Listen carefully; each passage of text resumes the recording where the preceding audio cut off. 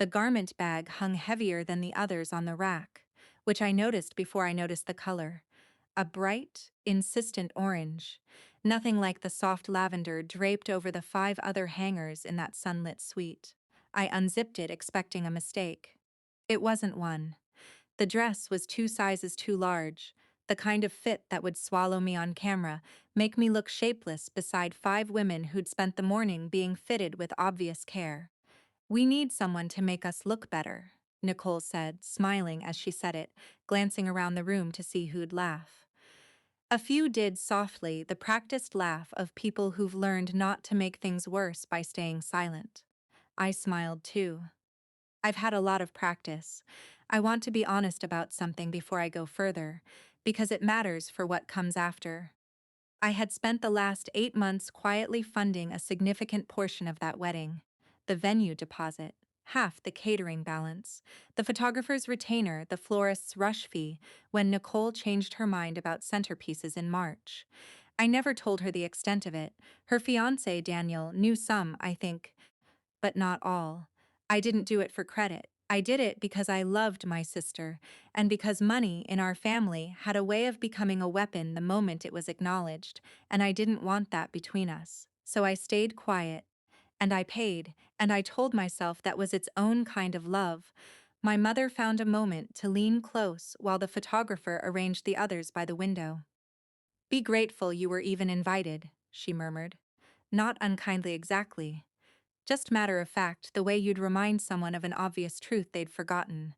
I don't think she meant it as a wound. I think, in her mind, it simply was the shape of things.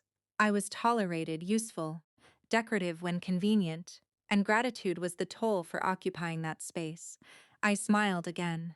I excused myself to the restroom down the hall, and instead of coming back, I kept walking, out through the side door into the parking lot, past the coordinator's table where I'd left the binder I'd been managing all morning.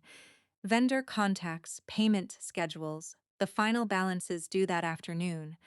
All of it organized under my name because I was the one who'd set it up, the one everyone assumed would simply keep handling it, the way I always had. I left one note on top of the binder. Not long, not cruel, just true.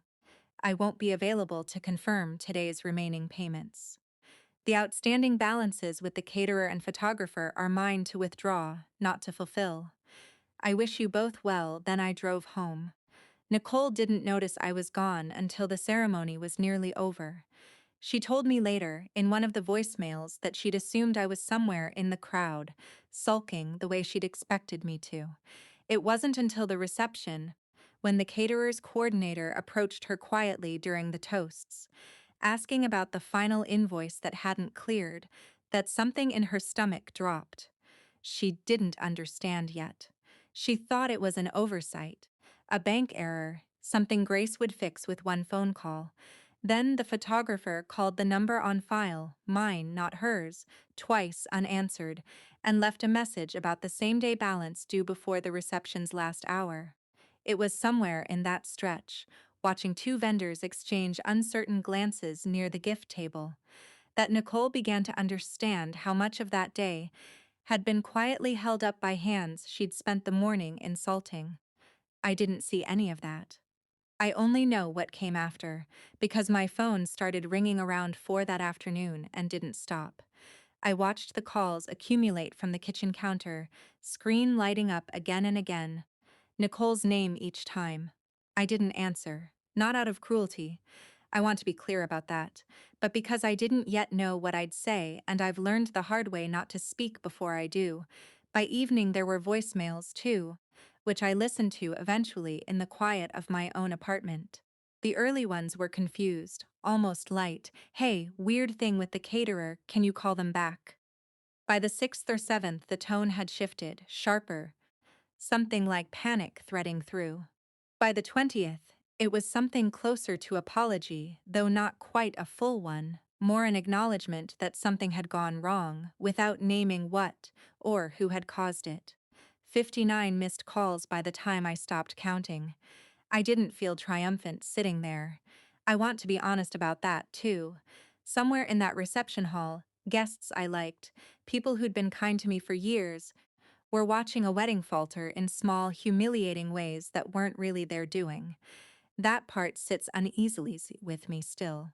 This wasn't a clean reckoning, it was just the truth landing, unevenly, on people who happened to be standing nearby when I finally stopped holding it up. The next morning, my phone buzzed twice more, then went quiet. I sat with my coffee, the screen dark on the counter, and I still don't know, whether I'll call her back, or what I'll say if I do. I love my sister. That hasn't changed. But loving someone and being seen by them turned out to be two very different things, and I'm no longer certain which one I'm willing to keep offering without the other.